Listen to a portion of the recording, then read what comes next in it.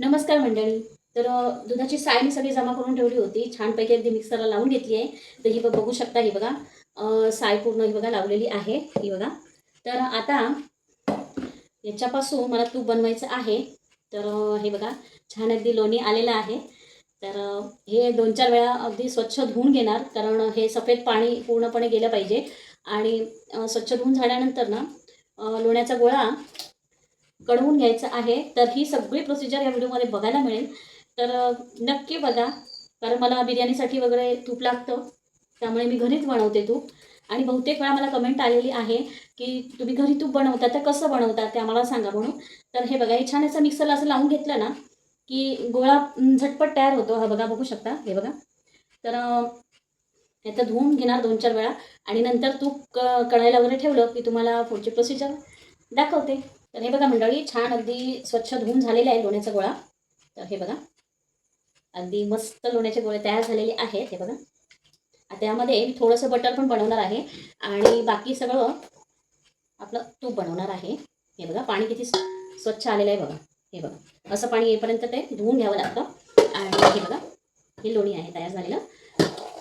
तर बऱ्याच जणांची मला कमेंट होती, म्हणून खास हा व्हिडिओ तुमच्यासाठी बनवला आहे की ताई तुम्ही तूप कसं बनवता आम्हाला सांगा. त्यासाठीच हा व्हिडिओ आहे. तर घरची कामं करता करताच हे सगळं माझं चालू आहे, तूप बनवणं वगैरे. आता हे थोडंसं मी बटर बनवून घेणार आणि बाकीचं हे बघा, बटर बनवून झालेलं आहे. थोडंसं मीठ मिक्स केलेलं आहे आणि छान अगदी मिक्स करून आता झाकण लावून ठेवून देते. घरच्या घरी बटर अगदी छान चवीला लागतं आणि कुठलंही केमिकल नाही, त्यामुळे खायलाही खूप मजा येते. इथे पाहू शकता, आता मी लोणी वितळण्यासाठी ठेवलेलं आहे. हे बघा, थोडासा मोठा गॅस केला आहे आणि लोणी झटपट अगदी वितळेल. तर बऱ्यापैकी लोणी वितळलं आहे, हे बघा, छान फेस आला आहे. आता हे थोडं अजून कढलं पाहिजे, मग त्यामध्ये वेलची किंवा जायफळ घालायचं, छान सुगंध येतो तुपाला. तर मंडळी, मी यामध्ये आता वेलची घालते छान सुगंध येण्यासाठी आणि थोडासा पाण्याचा झटका द्यायचा आहे. थोडंसं पाणी मारायचं आहे, हे बघा. तर तूप थोडंसं खसखशीत होतं म्हणून.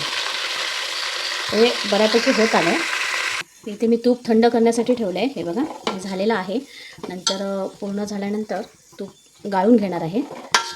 हे बघा, छान सुगंध येतो आहे. तर असं घरी करून बघा. अशा प्रकारे तूप घरच्या घरी बनवून बघा. हे बघा, अर्धा लिटरच्या वर तूप तयार झालेलं आहे. लाईक, शेअर, सबस्क्राईब करायला विसरू नका. धन्यवाद.